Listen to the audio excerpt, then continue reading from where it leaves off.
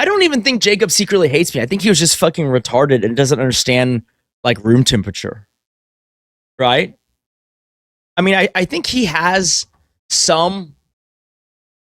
Look, I have no problem with employees having different core beliefs than I do, right? He was definitely a girlfriend guy. I don't even know what you'd classify me as. All right? I'm a fucking mafia guy, right?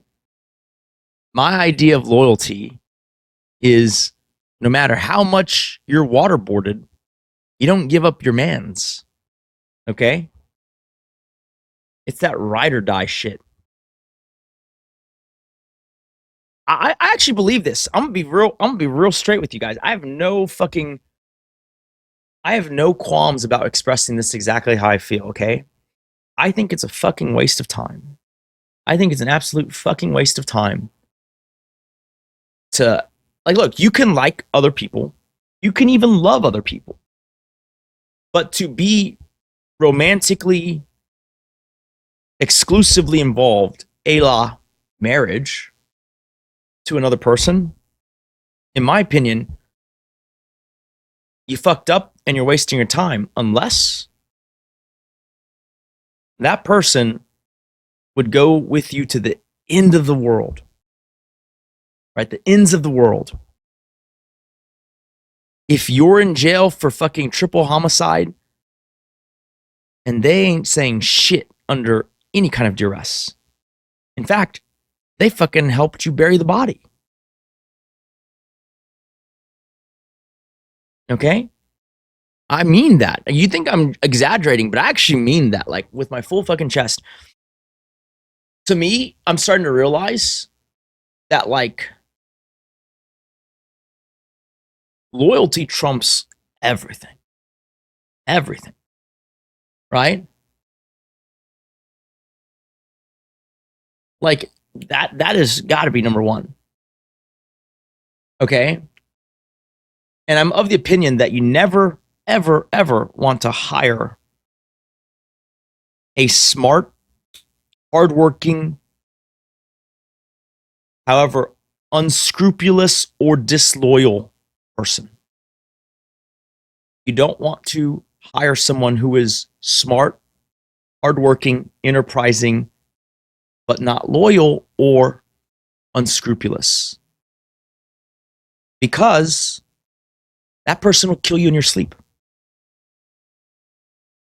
Have I ever told you the story of Darth Plagueis the Wise?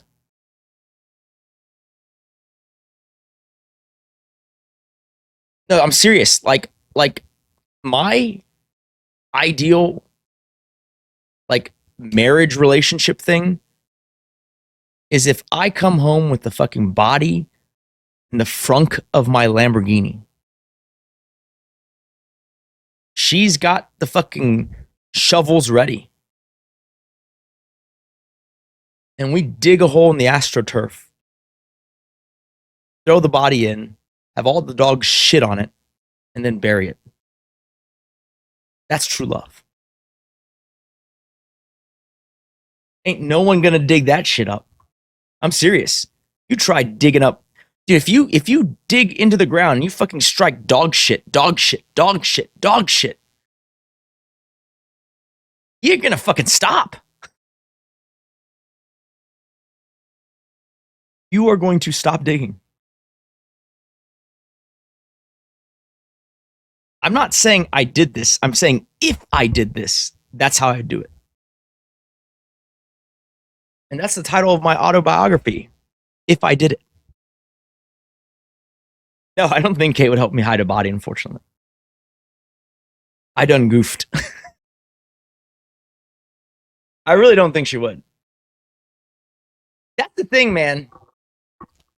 And it's like, it is what it is. You know, I understand that not everything in life is perfect. But that would be the only thing that, like, bothers me or is, like, disappointing, right? Because Kate is, it's not even just, I'm gonna be honest here, it's not even just that Kate wouldn't do that per se. I don't think she would. I think it goes a step further, and that if there's even a hint of her getting in trouble, she's fucking ratting me out. You guys, I'm gonna give you a little bit of history, okay? I'm gonna give you a bit of history. And this is so silly, and like it used to be such a point of contention, but I think neither of us care about it anymore.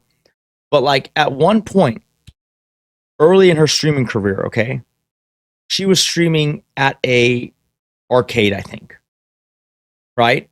And it was during the time when the meme, I'll show y'all real fast.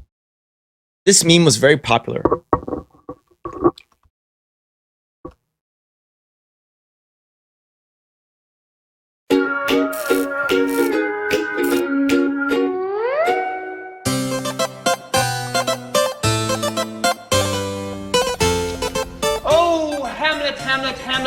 Hamlet, the vampire army has taken the city. We must check the castle tower and make sure that no vampire have gotten into our home base. You wait here. This I'll was go check super the castle. viral and very, very talked do about that. at that time, like Oh my God, 5 or so Hamlet! years I ago, just 6 saw years a ago, fucking vampire. now, like It bit me 6 right or in the 7 neck. years ago, I think. Oh no! Save yourself, Hamlet. Shit! Othello, I will avenge you and rid this castle of the vampire scourge that has taken this fair city. I shall hunt each and every one down in this town and drive a wooden stake through their heart. All this for my friend Othello. Oh no! Hamlet, turn around! He turned into a vampire! He's gonna punch you! Oh shit! Hamlet, I can't watch this! Hey everybody, I can't watch this! Well, some of us are trying to. John, please. Who said that? Which one of y'all dead motherfuckers just said that shit? Was it you, String Bean? You skinny ass looking motherfucker? Turn around and say it again. Turn around and say it again. Turn around, say it Will again. you please be quiet? John, that is the President of the United States. I don't care who it is, he's ruining Hamlet. Oh, now you fucked up. Now you fucked up. Now you fucked up. You have fucked up now. Now you fucked up. Now you fucked up. Now you fucked up. Now you fucked up. Now you fucked up. Now you have fucked up. Mr. President, will you please be quiet? Suck my presidential cock, bitch. You fat ass. So that was super popular. I think Kate even had like a audible donation alert that was like started playing the audio, right? Anyways, she would occasionally do it on stream too. Like, now you fucked up. Now you fucked up. You should have listened to the woman, John. Like she would meme that all the time, right? And one unfortunate time she was streaming at an arcade and she was doing that, right? Because like I don't know if she won a game, lost a game, whatever, right? But she's like, now you fucked up. Now you fucked up. Listen to the woman, John. And then the SWAT team fucking showed up. They started fucking running through the arcade looking for something, who God knows what. Okay? And so we left. This is back when I was helping out and the camera person. Okay? So we left. I was like, okay, we should probably leave. Because they just ran by us. And I was like, oh, okay, let's get the fuck out of here. Okay? So we left.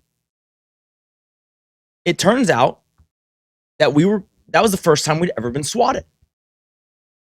Okay? And this was so early, like 2017 or so. Maybe 2018 at the latest, okay? This is so early. All right? This is so early that like no one was really familiar with that as much yet. I mean, it happened before, but certainly not, or at least, not very often in Texas, Houston. And so we didn't think anything of it until 2 weeks later. The cops show up at our door. And they come in, which is already a mistake. You're not supposed to invite them in, right? And, they wanted to ask some questions. And so I mentioned that I didn't really feel comfortable doing that, and we didn't really have anything to say no matter what the subject was. So then they said, that's fine. This isn't any official thing. We're just wanting to ask a few questions. And then they asked if we would be willing, right, to go and, show up at the police station, to to just answer a few inquiries. This is when and they leave, and then I call my friend who's if you know the law firm Cravath, you'll know the caliber of lawyer that he is. I called him and I said, give me the best criminal defense attorney in Houston. Right? And I'm not going to fucking say who it is, but his first name starts with Larry. I get this guy on retainer, right? And then he's very nice. I've never had a lawyer do this for me ever, okay? Even ones that consider me friends or that I consider my friends still try to bill me. It's like, it is what it is, right? Lawyers are fucking vampires. But this guy said, listen, I'm going to give you 30 minutes. I'm going to tell you all that you need to know, and I don't think you need to retain me at all. I think if I give you a 30-minute rundown, you're going to know exactly what to do, But if you do need me, I'm only a phone call away, right? And so I said, okay. And basically what he said was, just don't say anything. You don't know what they're talking about. Just don't say anything. Just literally show up, check in, and then say you'd like to exercise your right to leave. And obviously, if, they deter you, then, make your lawyer call. But they're not going to, because they have nothing. That's why they're asking so nicely. And so I told Kate this. I was like, okay, well, we said we're going to go, so we're just going to go, and we're going to say we don't really have anything to say. And until we get an understanding of why we're being asked questions at all, we have nothing to say. Then we leave, right? And so we go there, and I say that exactly. I say, I have nothing to say. I don't know why we're even here. Unless you want to explain to us why, I'm going to exercise my right to leave, right? And so we both get up, me and Kate. And then the police officer said, well, hold up. If that's how you feel, that's fine. You can leave, but does she want to leave? And Kate's like, I don't know. And I was like, yeah, she wants to leave too. And he goes, hey, this is where it gets kind of annoying. The cop is like, no. She seems like she might have something to say. And I'd already coached Kate on this for like an hour. I said, don't say anything. No matter what they say nothing. Say nothing. Say nothing. Ask to leave. Ask to leave. Okay? And so then they remove me from the room, and she's in there with them for 2 fucking hours. That's what I'm saying. Like, even when it comes to saving her own fucking skin, she can't keep her fucking mouth shut when that's the fucking best advice from, and like I said, I'm gonna tell you this, okay? $1,000 an hour lawyers aren't that uncommon now, but in 2017, it was pretty fucking rare. And this guy gave us $500 of, free advice, right? And then she's like in there answering questions for 2 hours. And it was actually kind of funny. In hindsight, it's funny. Legally, that was a fucking retarded move by her, right? You open yourself up to saying things you don't mean, misspeaking, blah, blah, blah. And she's not the most accurate speaking person as it is. You know what I'm saying? Like, she'll misstate things, misexpress things in a way that give an entirely different impression than reality, right? Not intentionally. It's just kind of how she communicates, right? But like, I asked her afterwards, what the hell happened in there? And she was like, well, they kept showing me essentially memes and asking me what it means. It ended up being funny, okay? It ended up being funny, but it could have ended up very not funny, all right? It ended up being them showing pictures of the, I'm sorry, I'm very on-streamer knowledge. What is that called? The frog guy? Who the fuck? Peppy the Frog, right? Peppy Frog? Yeah, they're like this. Apparently, they had printed out a bunch of pictures. And they go, what does this mean? She goes, frog? They go, yeah, what does this mean? There's people in your chat who keep posting this frog. Right? They basically went down the list of fucking half a dozen fucking emotes, right? Why do they keep saying resident sleeper? Is it referring to a sleeper agent? A sleeper cell?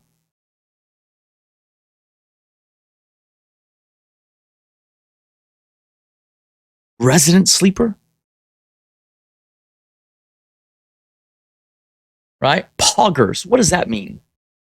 What does poggers mean? Right?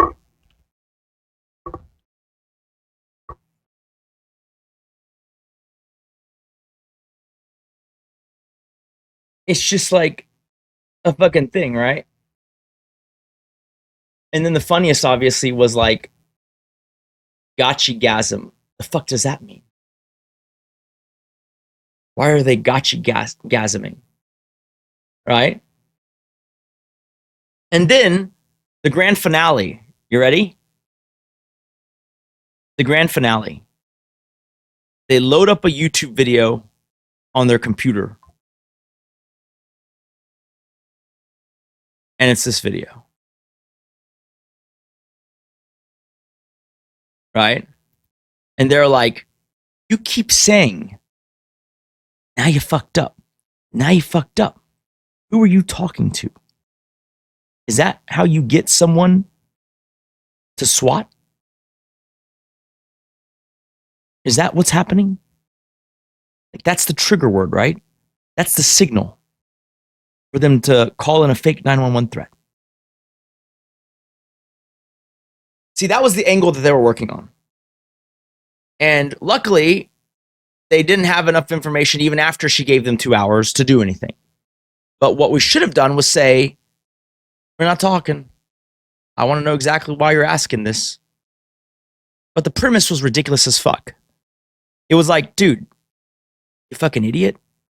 Who in their fucking right minds would call the goddamn cops and call in like a bomb threat or a fucking arson threat while they're at the venue? Like, who would do that? This is before most of the shock jocks, too. It's like the Vitali stuff. This is before all that. No one was doing that shit. Also, it's just retarded. Right? And if you watch the clip, she's genuinely so surprised when they show up. Because of course we are. Right? She ain't exactly an Oscar-winning actress. I feel like genuine surprise is hard to fake when it registers on your face like that. But that's what I mean. I don't think she's cut out for the thing, which is unfortunate. And really the only thing I can hope for is that it changes over the long run, right? Because to me, that's ultimately important. Like the loyalty factor of actually being willing to stick your neck out for someone. Like, I think that is a real bond. And anything short of that ain't worth shit. Certainly ain't worth exclusivity or a lifetime of fucking cohabitating, right? I really believe that. Like, I told her this story, and it pains me more that she doesn't even understand, you know, she doesn't even understand kind of the tenor of what I'm saying, right? Which is that, like, I forgot what it was, but it was one of those like fucking documentaries about the former mobsters. One high-ranking guy gets put away forever, hundreds of years. And 30 years, 3 decades into his incarceration, you know, whatever it was, like a Netflix thing or HBO special thing, they were trying to see if the wife of the guy who's been in prison for 30 years would be willing to, you know, give a inside scoop. And they're willing to, you know, pay money for that. And like the wife was like, no, fuck off. Right? And that's like pretty crazy, you know, because like she's broke now. Like her husband's been away for 3 decades. Right? And she's still, you know, still refusing to comply in any way. Right?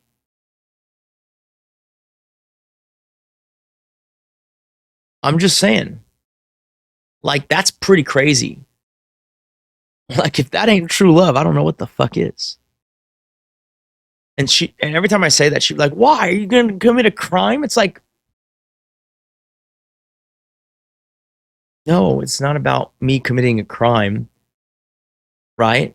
It's the same thing as, like, you know, that old Bruce Lee quote, don't wish for an easy life. Wish for the wherewithal to endure a hard one. It's better to have the capacity to deal with whatever may come your way, you know, than it is to go with the minimum viable product. Right? Is that what you know what I'm saying? It's like saying, like, well, you know, I mean, imagine this. This is a little crass. So sorry, I apologize ahead of time. But imagine, you know, asking, why are you trying to build a skyscraper that can withstand a direct hit from an airplane? Do you expect that to happen? Are you planning for that to happen? It's like, no. You're doing it as a precaution against a black swan type event, right? But still, why not? Why not have that if you can have it, right? It's like, you know, you might say, oh yeah, this car, you know, can withstand getting T-boned at 60 miles an hour. You might be like, why? Are you trying to get T-boned? It's like, no. Because you never know what fucking life's going to throw at you is the point, right? The capacity, you know, for its own sake is valuable. Does that make sense? You don't put on a seatbelt because you expect to go hit someone or run your car into their car. No, you put on your seatbelt because it gives you an extra layer of security if you need it. That's what I'm saying. Like, I don't think she has either the temperament or the ability, right, to really step back and look at something like that objectively instead of already having drawn a conclusion and then coming in and trying to fit, you know, the narrative to her conclusion. Because that is how she uses logic and rationality, right? The way you're supposed to use logic is you're supposed to start and, as dispassionately as possible, examine, you know, the facts and try to reason from first principles. A lot of people, though, and even a lot of smart sounding people, they turn that on its head. And what they do is they have a conclusion in their head that they want already, right? They could be conscious of the conclusion predetermined, or they could be just subconsciously so hard leaned in one way. And then they use, you know, quote unquote logic or logical reasoning to try and justify, you know, the thought that they already had. That's the wrong way to use logic, right? Logic should be exploratory and be willing to go kind of wherever the conclusion leads.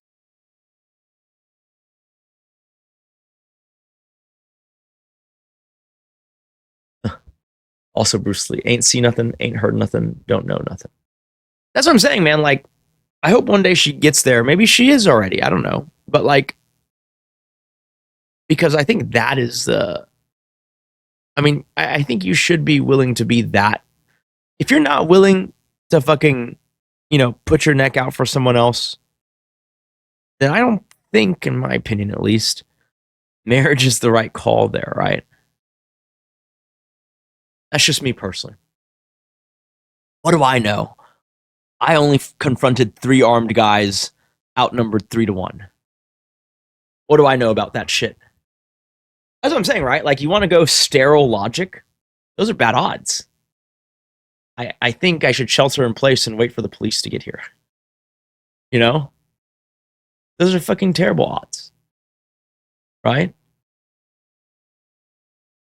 And the point is that, like, the relationship, in my opinion, a marriage, only has value.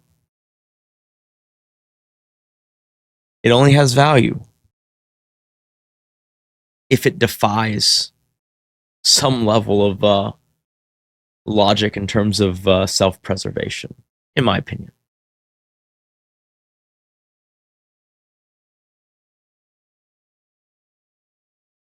I told her that analogy even when things were peaceful, here's what she would tell me. She would say, why would you even need that? Why would you even want that? Why would you even need that? Why would you even need someone to be willing to do that? And you know what my response to her would be?